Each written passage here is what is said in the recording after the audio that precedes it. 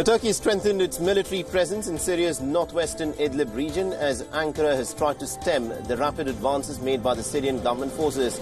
Turkey, which already holds nearly about 3.6 million Syrian refugees, says that it cannot absorb any more and has demanded Damascus to pull back in Idlib by the end of the month or face Turkish action. The large convoys of military vehicles carrying tanks, armored personnel carriers and other equipment of Turkey have crossed over into Syria to try and reinforce a dozen Turkish military positions, several of which are now surrounded by advancing Syrian troops.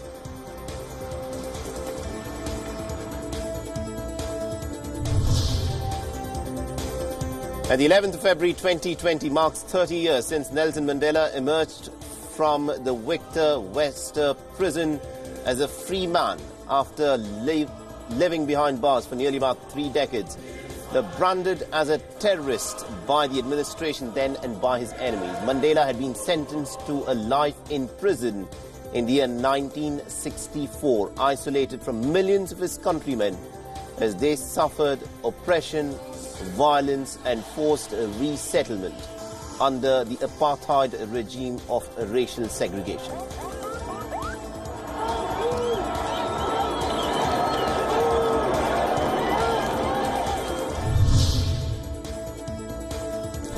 And some fluffy and some fierce, these dogs were in fact brought to Gaza's biggest canine carnival, which attracted hundreds of Palestinians on Friday. On a small field near the city's beach, dog breeders and trainers showed off their pets' skills. The dog trainer said that they don't train dogs only because it is a way for them to make money, but also to spread awareness about how dogs should be treated. Now, many parents brought their children to the show and they seemed amused by the animals. Obeying orders and also walking on ropes were some of the main performances by most of the dogs.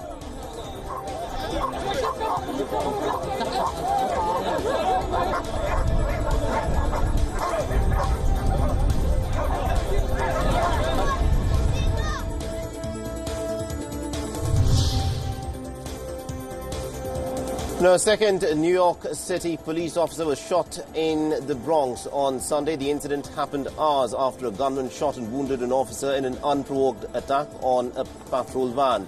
According to the New York Police Department spokesperson, the officer who was shot at the headquarters of the 41st Police Precinct was taken to the Lincoln Hospital and is now said to be in a stable condition. The suspect is being taken in police custody. It remains unclear if the shooting at the precinct was related to Saturday evening's ambush on the patrol van in the same area.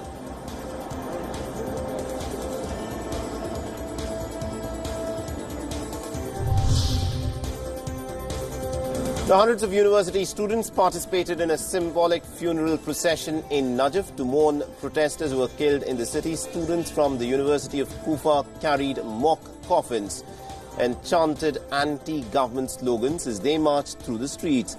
At least about 8 anti-government protesters were shot dead and 52 others were wounded in clashes with followers of a radical Shiite cleric in southern Iraq on Wednesday.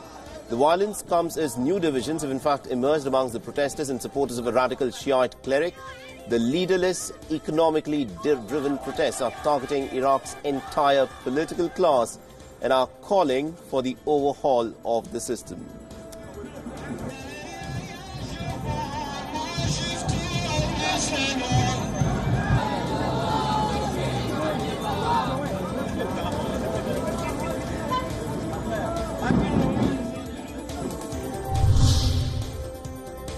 Now, Spain has confirmed its second case of the deadly novel coronavirus. The case has been detected in Mallorca, which is a popular holiday destination in the Mediterranean Sea. A British man reportedly contracted the coronavirus in the month of January at a French ski resort, where he had come in contact with an infected person. The man is now being kept in isolation in Palma de Mallorca. His wife and 2 daughters have also tested negative. Spain's first coronavirus case was in fact a German tourist who was diagnosed over a week ago in the Canary Islands.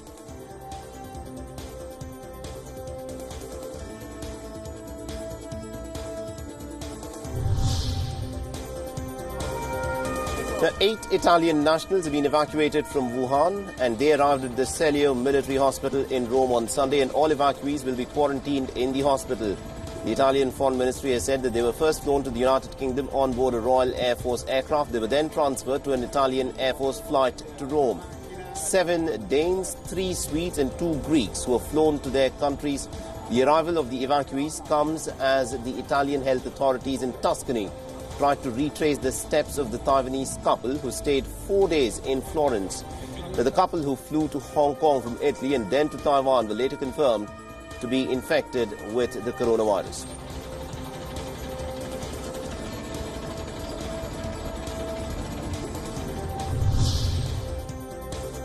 And Democrat Senator Bernie Sanders took his presidential campaign message to New Hampshire just 2 days before the state's primary. Speaking in Claremont, Bernie Sanders stressed to the crowd the importance of the primary and the need for a strong voter turnout.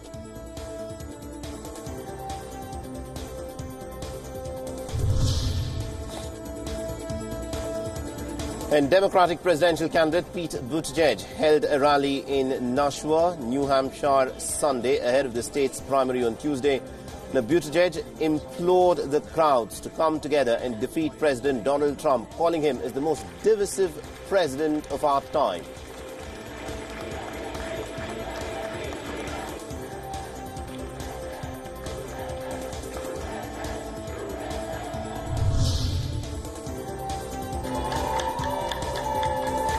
And Canadian Prime Minister Justin Trudeau received a colourful welcome as he arrived in the Ethiopian capital of Addis Ababa. Trudeau met with the Ethiopian women entrepreneurs on Sunday, and the meeting was a part of his government's effort to boost trade between the two countries. Trudeau said that Ethiopia is in fact one of the global markets that Canadians need to explore. Trudeau was accompanied by Canada's Minister of Small Business, Export Promotion and International Trade. He is visiting Ethiopia for bilateral meetings and also to attend the African Union Summit. He'll also be travelling to Senegal as a part of his 8-day trip.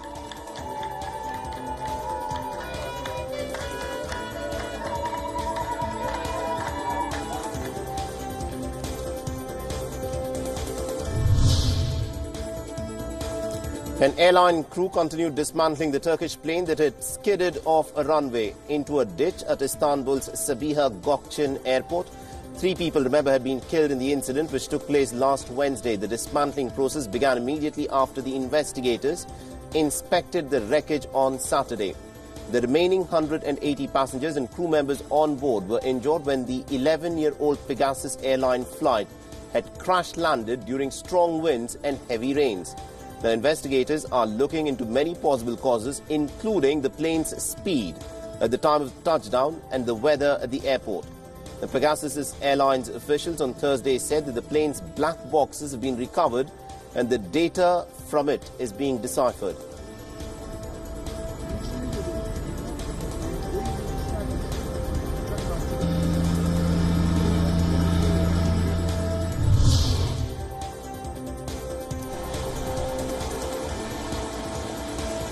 And trains, flights and ferries have been cancelled and weather warnings have been issued across the United Kingdom. This is a storm with hurricane force winds began to affect the country on Sunday. Storm Sierra has brought heavy rains and winds, and the United Kingdom's Met Department was prompted to issue 22 emergency flood warnings and 149 flood watch alerts.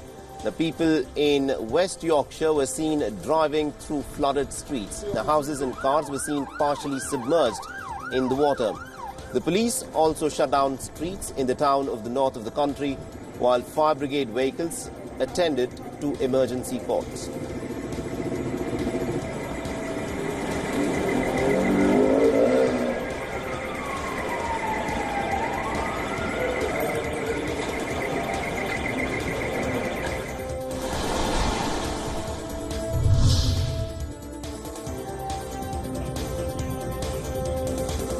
And a British Airways jet aborted a landing at London's Heathrow Airport on Sunday after hurricane-force winds prevented pilots from making a safe touchdown. The plane momentarily touched the runway before throttling the jet into taking off from the airport.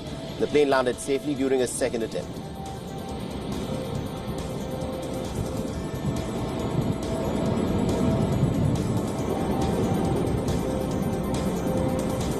easy. Whoa, yeah! Ha ha ha!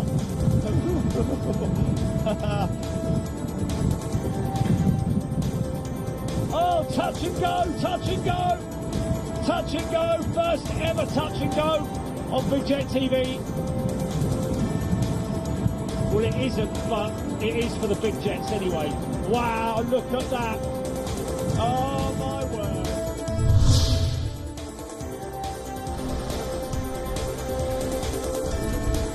And Western Australia's upper parts were battling with the aftermath of a tropical cyclone Damien that made landfall on Saturday afternoon, bringing gusty winds of well over 200 kilometres per hour in the region. On the opposite coast of Australia, the state of New South Wales and Queensland were in danger of potential life-threatening flash flooding as the rains kept bucketing down for a third consecutive day in a row in the downpours that have not been witnessed since the year 1998 in Australia.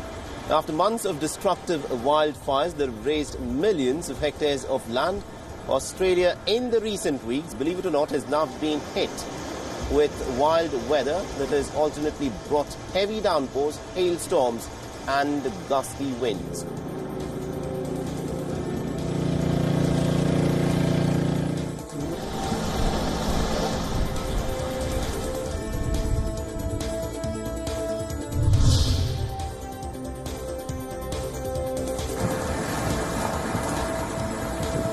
After a summer of drought and bushfires, Australia's east coast is now dealing with strong winds, torrential rain and localised flooding. The conditions are so extreme that what's been described as reverse waterfalls were seen at Colonel in Sydney on Sunday, with strong winds whipping water up and over the cliffs.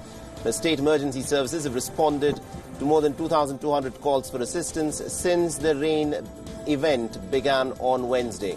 The residents have been warned to stay out of the surf and floodwaters, and experts fear that the king tide, along with powerful winds and rain, may cause erosion along parts of the coast in the region.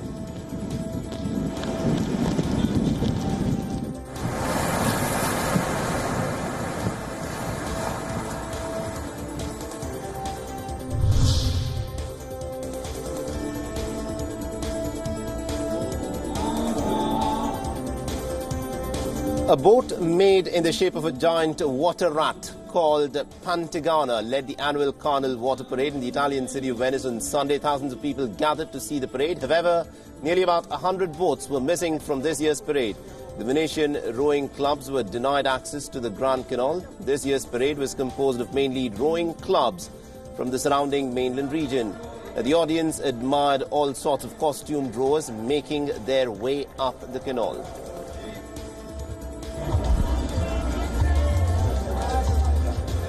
Gioia e rispetto, divertitevi, ma sempre nel rispetto. Una delle loro canzoni.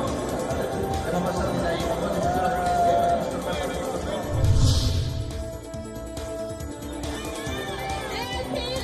Despite virus fears elsewhere in the world, the New York Lunar New Year parade went on as usual in New York on Sunday. The parade marches held signs that read "Wuhan Stays Strong," a sign of support to the central Chinese city. That's the epicenter of the coronavirus outbreak that has already killed more than 800 people. Only a handful of parade goers in New York wore face masks, unlike residents in China and other virus-hit countries. Thousands of people lined the streets and many shot off confetti cannons into the parade route that was filled with people in costumes. The dragon puppets and other colourful features were also to be witnessed at the parade.